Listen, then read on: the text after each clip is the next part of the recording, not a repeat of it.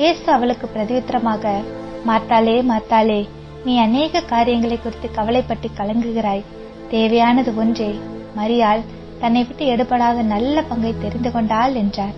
அநேக நேரங்களில் நாமும் தேவையான இயேசுவாகிய நல்ல பங்கையும் அவருடைய வேத வசனமாகிய நல்ல பங்கையும் நாம் விட்டுவிட்டு பிஸி உலகத்திலே, உலக கவலைகளில், ஐஸ்வர்யத்தின் மயக்கத்திலே அநேக காரியங்களில் கவலைப்பட்டு கலங்குகிறோம்.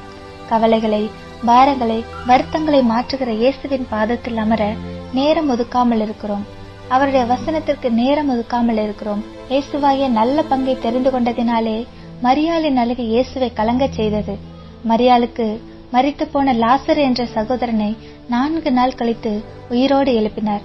வெளியேறப்பெற்ற பரிமள தைலமுள்ள வெள்ளைக்கல் பரணியை கொண்டு வந்து சிரசின் மேல் ஊற்றினாள் என்ற நற்கிரியை சுவிசேஷங்களில் நினைவு கூர்த்து எழுதி வைக்க அறிவுறுத்தினார். நமக்கும் அற்புதம் செய்வார்.